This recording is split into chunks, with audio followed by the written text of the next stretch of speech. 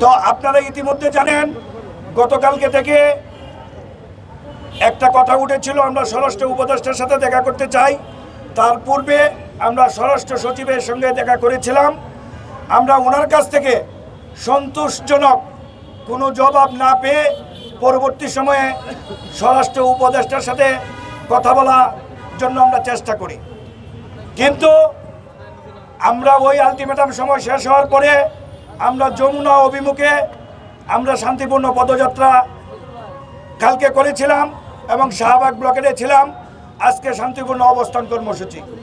তারই আলোকে সারাদিন বিভিন্ন প্রকার আশা নিরাশার মধ্যে দুলতে আমরা 12 সদস্যের একটি তদন্ত কমিটি আমরা মাননীয় প্রধান উপদেষ্টার এপিএস সাব্বির আহমেদ সাহেবের সাথে একটা বৈঠকে মিলিত হয়েছিলাম এবং ওনার সঙ্গে আমরা বৈঠকে মিলিত হওয়ার পর আমাদের যে 3 দফা দাবি এবং যৌক্তিক দাবির যে কথাগুলো ওনার সামনে আমরা সুন্দরভাবে উপস্থাপন করেছি এবং উনি আমাদের কথা অত্যন্ত ধৈর্য সহকারে শুনেছেন। এই ব্যাপারে মাসুদ স্যারও আমাদেরকে সহায়তা করেছেন। আমরা বলেছি প্রজ্ঞাপনের মহাধারা যদি থাকে তাহলে এই কমিশন যে রিপোর্ট দেবে ওখানে আমাদের কিছুই থাকবে না। ওনাকে বিষয়টা বোঝানোর পরে উনি বিষয়টা গুরুত্ব সহকারে নিয়েছেন এবং উনি আমাদেরকে আশ্বস্ত করেছেন যে আমি যেহেতু স্যারের সঙ্গে আছি, আমি এই বিষয়টা নিয়ে স্বল্পতম সময়ের মধ্যেই আমি মাননীয় প্রধান উপদেষ্টার সাথে কথা বলবো।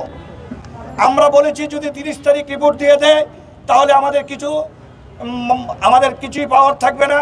উনি বলছেন তার পূর্বেই আমরা এই বিষয়টা নিয়ে স্যারের সঙ্গে কথা বলবো এবং আমাদের কথাগুলো এইগুলো বুঝিয়ে ওনাকে বলবেন এবং আমরা আশা রাখি ওনার সঙ্গে যে সৌহার্দ্যপূর্ণ আলোচনা হয়েছে মাননীয় প্রধান উপদেষ্টার কাছ থেকে আমরা একটা সুন্দর ফলাফল প্রত্যাশা করছি।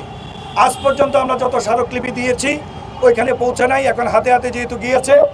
সাব্বির আহমেদ সাহেব এপিএস2 মাননীয় প্রধান উপদেষ্টা উনি আমাদেরকে রিসিভ করে আমাদের স্মারকলিপি রিসিভ করে কাগজ দিয়েছেন। এই স্মারকলিপি আমরা ওনার কাছে প্রদান করে নিয়েছি। এই আজকের এই সারাদিনের ঘটনার সর্বশেষ পরিস্থিতি এরপরে আমরা ওখান থেকে এসেছি এবং আপনাদের সামনে প্রেস ব্রিফিং করলাম। এই পর্যন্ত আমাদের কথা ছিল। ধন্যবাদ সবাইকে।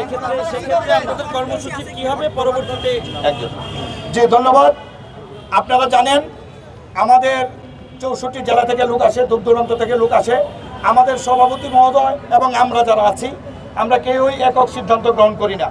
আমরা আপনাদের প্রেস ব্রিফিং করার পরেই প্রত্যেক জেলা সমন্বয়কদের নিয়ে আমরা অতি দ্রুত একটা জরুরি মিটিংয়ে বসবো এবং ওই মিটিংয়ে আলোচনা পূর্বক পরবর্তী কর্মসূচি সম্পর্কে আপনাদের জানানো হবে। ধন্যবাদ। বর্তমানের যে অবস্থান সেটা কি হবে আপনাদের? বর্তমানে অবস্থান আমরা পরবর্তী ঘোষণা না দেওয়া পর্যন্ত আমরা এখানেই অবস্থান করব। আমরা আলোচনার পরেই পরবর্তীতে আপনাদের মিডিয়ার সামনে আসে আমাদের কর্মসূচি সম্পর্কে বিস্তারিত বলা হবে।